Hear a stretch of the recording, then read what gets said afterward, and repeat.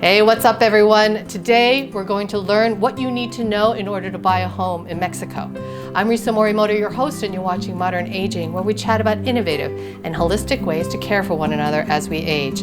By clicking on the subscribe button and the little bell, you'll be sure to be notified whenever new episodes are uploaded. And of course, you could always sign up onto our email list at thisismodernaging.com. Today, I'm going to continue my conversation with my friend Taniel Chemsian. If you haven't seen our videos on why you might want to hang your hat in Puerto Vallarta, or the one about facing your fears and what is holding you back from moving abroad, you're definitely going to want to check out those videos. Taniel's a super successful real estate broker in Puerto Vallarta, Mexico. He's going to guide us through the process of all the things that you'll need to know and do if you want to buy that incredible retirement spot in Mexico. So check it out. So today we're going to talk about buying a house in Mexico. I hear you kind of know a little bit about that. Yeah, well, I pretend on TV that I do. Well, you seem very convincing on TV, so I figured I would ask you in person. Yeah, so you've been a realtor for how long? I've been in real estate for 13 years. But yeah, so I think that a lot of people think about dreaming about buying a home abroad, right? And I know Mexico is very specific, you know, other rules apply for other countries. Yep. But just as a practical step-by-step or a practical guide, things that people should be thinking about if they are thinking about purchasing a home in Mexico.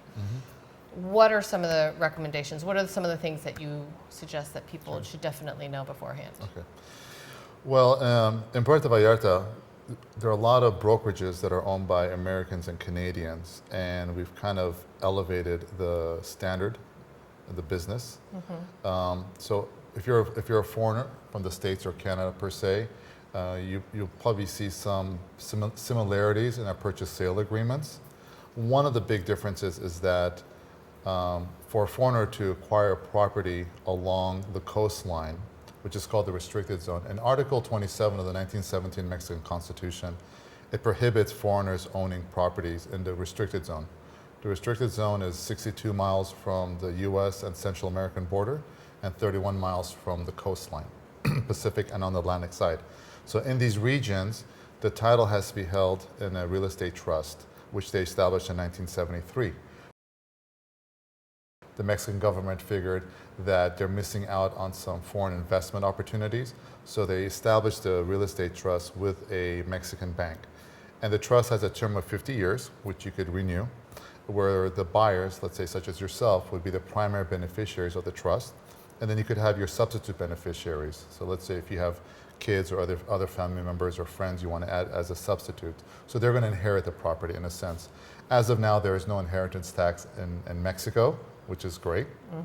So for the real estate trust, where let's say you and your spouse will become the primary beneficiaries, should one pass away, the survivor becomes 100%. And when that person is gone, then the substitutes become the primary beneficiaries. So there's a fee for the notary to do the transaction with the bank, and then there's no probate to go through, which is nice. So usually within, depending on your trust bank, maybe within 60 to 90 days, your substitutes become the primaries, and they kind of own the property. So the trust is that similar to a trust in the U.S.? Yeah, in the U.S. you have a living trust where you can put all your properties and personal effects in there. So it's somewhat, it kind of works in a similar sense. But what's nice is that nobody can come out of the woodwork and say, well, I'm also, you know, her son or daughter, and then you have a probate and a lawsuit. Pretty much whoever you have in there as your substitutes, they're going to get the property. And you could designate 20% to this person, 10% to this person, and 70% to that person. You could change the percentages later. You can add people, remove people, so it's very flexible, which is great. So the substitutes, when the time comes, they just have to provide a notarized and apostille death certificate, and then the notary in Mexico will start working with your trust bank to recognize them as the new primary beneficiaries of the property. Okay, I'm not dead yet, so I haven't bought the property yet. You'll be around for a long time. So can we go back? Could you not kill me off so soon? Wow. Okay. Doom and gloom. Well, it is raining outside, so sorry. Got a little gloomy there. Let me buy the property first. And then you die. So if we were to go back, so I find a property, for example, right? Do I have to pay cash 100%? Can I get it financed? High five. I know. Yeah, she wants attention. The majority of the transactions, at least in our market here, are cash. I would say a good 85 to 90% of our clients purchase cash. Loans are available in Mexico. The interest rates are higher than what we're accustomed to in the States. And there are also closing costs on the loan itself. So, and it's going to be a peso loan. But as of right now, there aren't any US dollar loans through the Mexican financial institutions for the purchasing of the property in Mexico. So it'll be a peso loan on the exchange rate at the time of the closing, okay? And that's about it. But most of our foreign buyers here, they either have the cash or they kind of tap into a line of credit back at home, take out like an equity line on their house, and they move the money down here and purchase the property. Yes. So how much should people allocate for closing costs? For a cash transaction, you're looking anywhere with all your closing costs are in pesos. So when you convert your dollars into pesos, that's where you're saving some money there. So when the dollar is really strong against the peso, right now I think the exchange rate is like 19 to 1. So let's say for a $300,000 purchase, you're looking around anywhere from 3.5%, 4.5% closing costs. Two of the items in your closing costs you will get back in the form of a credit against capital gains when you sell in the future. The transfer tax that you pay, which is between, I think it's like around 2 to 2.8% of the fiscal value, and also the notary fees. So when you get your itemized closing cost estimate, everything is laid out, it's all itemized, right? And you have all your set fees. Most of them are your set fees, and a few of them are percentage of the transaction. Oh, okay. So the transfer tax, they call it patrimony tax, it's around 2 to 2.8% of the fiscal value. Now, that is deductible when you sell in the future. You can get that in the form of a credit, as well as a notary's fee. So if the notary, their legal fees, let's say, is 30,000 pesos, which is around like $1,600 right now, you'll get that in the form of a credit. So in the long run, when you sell your property in the future, your buyer's closing cost has really gone down. So if you're spending 3.5 to 4.5% closing costs, buyer closing costs right now, in the long run, that's going to be less because you're going to get some of those itemized costs credited towards capital gains in the future. Oh wow, I didn't know that. But you need to get the invoice, the legal invoice from the notary. And then once your deed after closing is registered at the public registry, which could take anywhere from between 2 and 5 months for your deed to get registered after you close. So, but you can still move in. oh, absolutely, yes. So when we close, you get like a quick copy of your deed. The actual original deed will be sent to the public registry for it to get registered, and that takes a few months. Once it comes out of registry, that registered deed, your copy, will be sent to the notary. Now the notary is supposed to notify you or your closing attorney, but they get busy and sometimes they forget. So it's good to put like a little reminder on your calendar to contact your closing attorney, let's say in about 3 or 4 months, and say, hey, can you check if my deed has been registered? And then they'll check with your notary. And then if it is registered, you could pick it up, or you can designate somebody else to pick it up on your behalf. And you could just throw that in the safe. You don't need it until you sell. Then you hand that over to the notary when you sell the property in the future. Yeah. I think there's a lot of fear, Yes. right?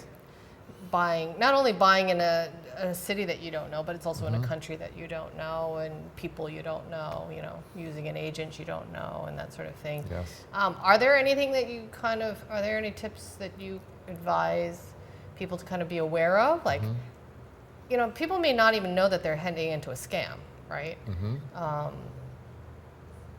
I don't know if you've ever run into that kind of situation. Yeah, there are scams everywhere for everything. Just yesterday, I got a text message, from a total stranger, This happened yesterday. It was bizarre, and said, "Oh, I found your information on Realtor.com's website. I'm interested in purchasing a property in your country." Well, if you got my information and you're texting me, Right. you know where I live or where I work, and it was just kind of odd. It was too vague. It was too vague. So it's like, oh, I've got $25 million. I'm, from Wow. the island of Brunei or something, You're right. Or is that an island, Brunei? Yeah. I can't remember. Indeed. I was thinking Bermuda. Or Bermuda, another island. Well, actually, the money is in the Bermuda Triangle, probably. So, just be really cautious of scams in anywhere, right? But what I recommend is find an AMPI, AMPI, their acronym. What is that? A realtor. It's like the National Association of Realtors in the States. So that's Association of Realtors in Mexico.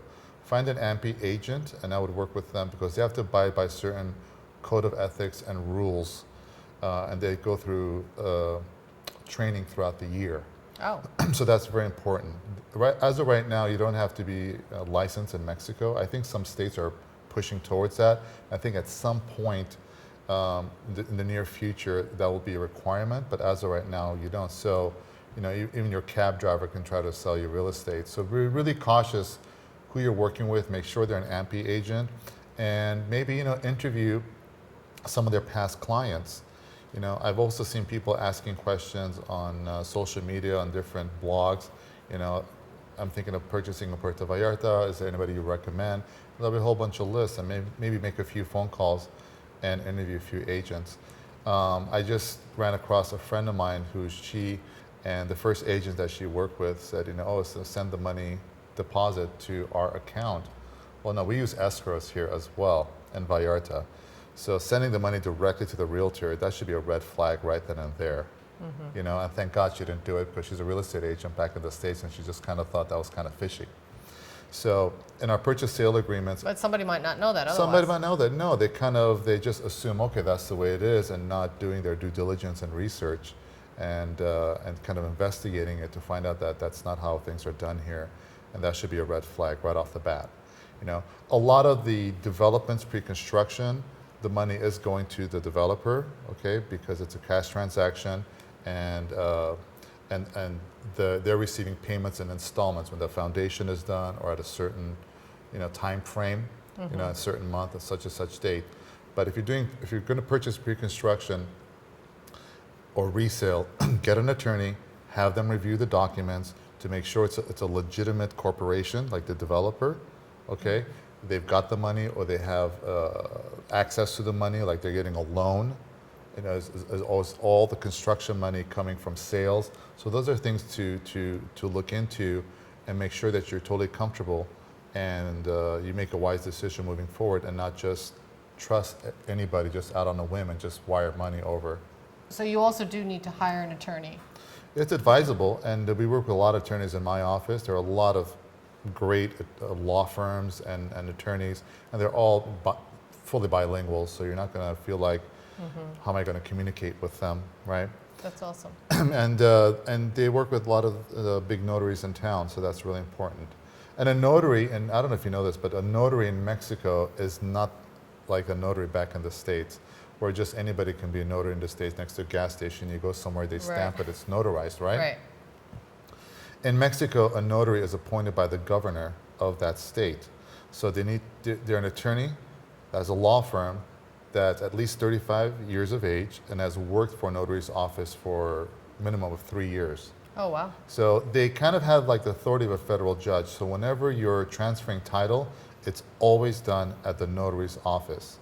So they're the ones that do the title search, generating all the local, state, and federal documentation that's required for transactions, whether it's real estate or business or civil. Mm-hmm. And so when you get something notarized in Mexico, it's a big deal. It's not like a simple little stamp next door. They're also obligated to keep records of everything and the original documents of everything. So they're probably the biggest piece of a real estate transaction. And what we do in Vallarta is we have closing attorneys that work outside of the notary's office. They're independent third-party law firms, and they work with the notary. They gather the information, all the documentation. They help the notary basically, and so when they're ready to close, you go to the closing and you sign. Very cool. Yeah. Wow. Yeah. So there's not co-ops here, or are there? It's mainly condos, right? Yes, right. There aren't any co-ops, not right now. There hasn't been. So I mean, we have, you know, timeshare, fractional ownership, but what I deal with in my office is mostly full ownership condos or houses. Right. Yeah, we also And sell land and business opportunities and commercial as well. Is there a big difference between buying a condo and versus buying, you know, a house? A house? Yeah. And what are property taxes like here? I'm glad you're sitting so you don't keel over. Property taxes here, it's a non-issue. So it's around $100, $125 for every 100,000 fiscal value. So What? I know. For example, my property tax for my condo is around 2,700 square feet. My annual property tax is around $135 for the year. I know. What? Let's just say for a $500,000 property, you're looking at around $500, $550 a year in property tax. Now, if you pay for you could pay it every 2 months, right? I think you could do that in the States. But if you pay for the whole year's property tax, by the end of February, there's a 15% discount. Oh, and then you get a discount? You got a discount, Wow. an extra martini. Yeah, right. Yeah. Damn. So it's very affordable. And then for condominium buildings, you have your monthly HOA dues, right? And then all your utility bills, you know, electricity, internet, water, gas. Some older buildings, or even some newer buildings, they still might include the water and the gas and the HOA, or might be separately metered. But water and gas here it's nothing. I mean, it's $15, $20 a month, you know. So that's similar. Same as similar. And then the electricity is, you know, if you leave the AC running and lights on all the time, it's the same thing in the States. I mean, so you have to be smart about conserving and turning things off when you leave, or just turn on the AC in your bedroom, you know. Wow. That's it. And then in terms of like renting out a condo, and so I'm assuming that's kind of big business here. Yeah, the majority of our clients investing in Vallarta, they don't live here full time. So I would say a good 65, 70% of them rent out their unit. And then the other people, they just kind of lock it up. You know, they don't want somebody else sleeping in their bed.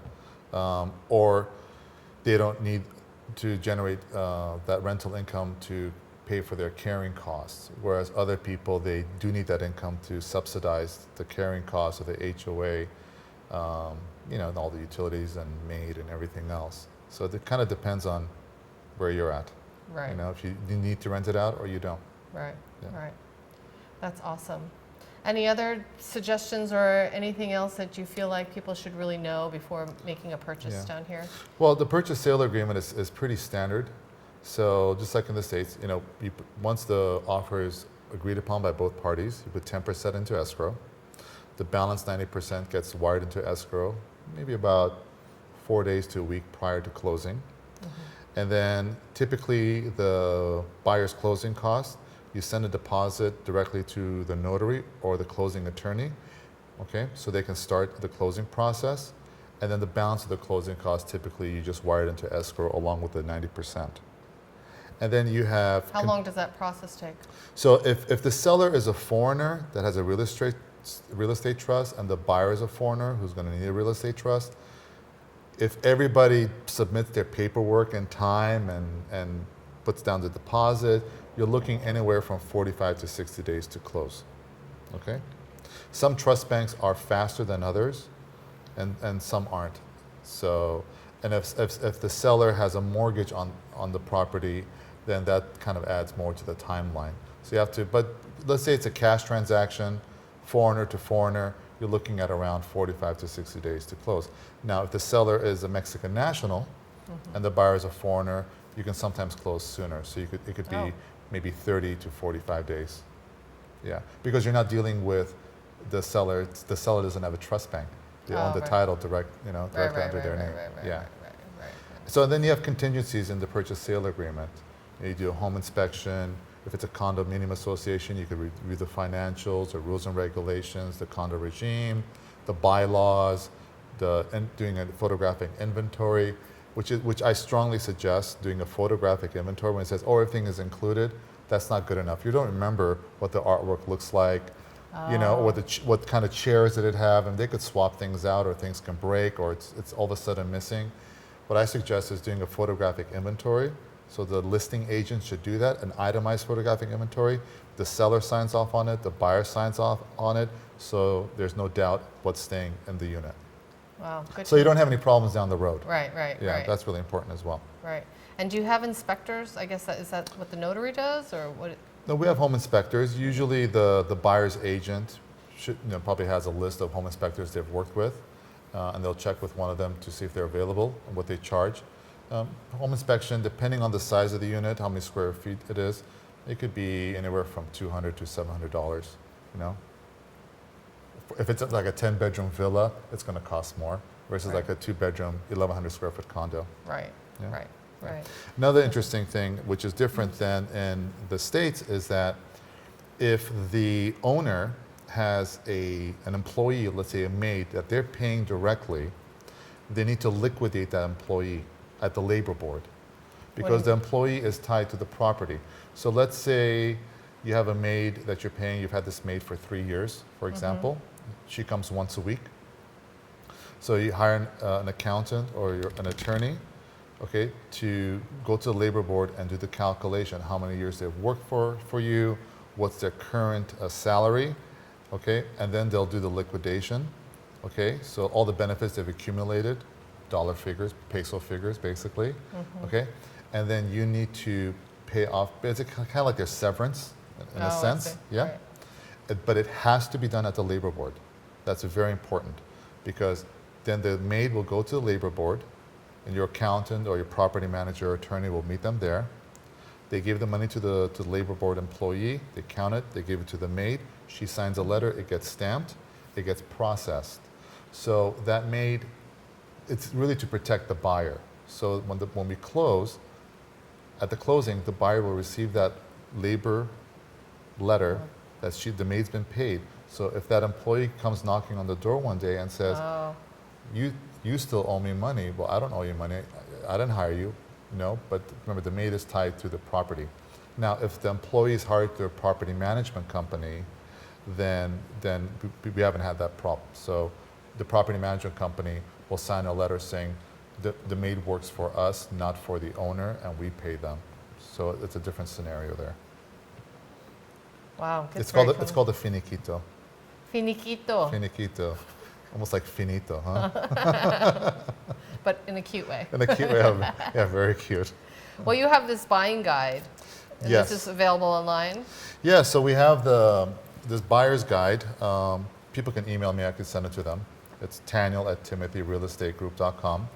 And it kind of covers the basics from our company, who we are, frequently asked questions, the purchasing process, what to look forward to in a purchase-sale agreement, the closing costs, closing costs for buyers, closing costs for sellers, and what the buyer is paying and their closing costs and what the seller is paying.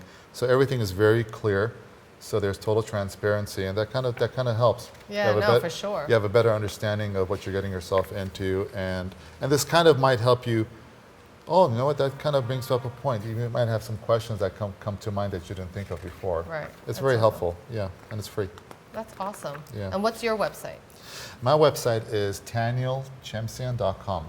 TanielChemsian.com.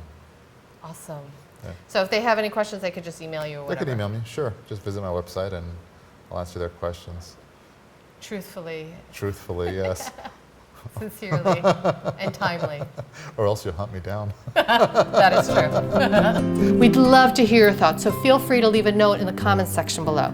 If you found the video helpful or you know someone who loves Mexico and is interested in purchasing there, send them the video. Be sure to subscribe so that you'll always know when new episodes are uploaded. You can always DM me on Instagram or Facebook at This Is Modern Aging. But of course, the best way to keep in the loop about our latest episodes and other upcoming programs is to sign up on our email list at thisismodernaging.com. To live your best life tomorrow, you need to start today. So thank you so much for watching, and we'll see you next time on Modern Aging.